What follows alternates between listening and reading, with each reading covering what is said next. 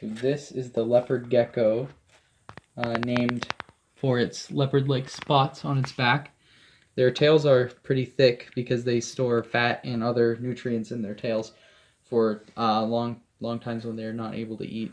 They just use nutrients from their tails. Their tails can also drop if a predator or something would grab onto it, so they could run away freely. She's mostly an insectivore, so she'll only eat insects. Mainly, she doesn't really eat fruit or anything else. Her natural habitat is in the desert climates. Yeah. So this is an African fat-tailed gecko. They are very similar to the leopard gecko shown previously, but with this guy you can kind of see that his tail is not as large as the leopard gecko was, because at the pet store he was at, something happened where the bottom of his tail was removed, so he is a rescue gecko. Some facts about them is they also will store nutrients in their tail. He needs some help because his tail didn't grow back the whole way after whatever happened to it to remove part of it. So he needs some help with nutrients. He also has these distinct brown patterns, which are different from the leopard gecko's brighter patterns because he lives more in soiled areas.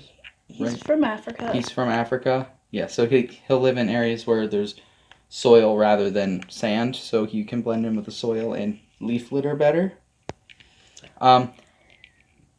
This one particularly needs help shedding because also he's missing parts of his toes, so he can't quite get the shed off. So he needs help shedding. An interesting fact about them is if you look at the pattern up here, because his tail is regrown, it's a different pattern. Oh, yes, true. And that's just how all geckos, not all geckos, but all African fat-tailed geckos and leopard geckos, when their tail regrows, it won't be the same color as the original tail. Mm-hmm.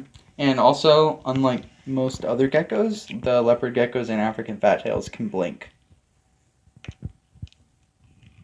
Kenyan sand boa is a heavy-looking reptile with a blunt head, small eyes, and a thick, short body. The boa's eyes and nostrils are placed on the head so that they remain free of debris when the snake's body is hidden below the sand. The sand boa spends most of its life buried underground, hiding under stones and in the burrows of other animals. Because of the desert heat in its natural environment, it is usually only active early in the morning and in the evening. The snake is considered a docile species and rarely strikes or bites. In fact, when threatened, it buries itself quickly and carefully underground, usually in sand. When food is scarce, sand boas may live over a year without any food at all, and they are some of the smallest boa species on Earth. These are called crested geckos. They have prehensile tails, so they'll cling on to branches and stuff and wrap their tail around it. It's very rare in geckos. They also don't have eyelids like the previous geckos, so they can't blink. They have to lick their eyelids. They like to jump a lot and hang up in the top areas, unlike the other two geckos we've seen so far. They also live in rainforests and other humid areas, which helps with their skin because their skin is a lot more velvety than the other geckos. And they're currently living in what's called a vivarium, so it's a living terrarium basically. So it has soil and other insects in there that help recycle all of the energy and materials that go into it. They also can climb on walls. They're Due to the grooves in their feet, they can climb up walls. He's not gonna jump because he's lazy. Oh, goodness! Stop. Keep going. Go there. I woke them up. They're very mad at me.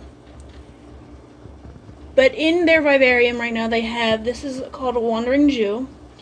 This is a bird nest fern. This is a nerve plant right in here. This is some lucky bamboo, and I actually forget what this one's called.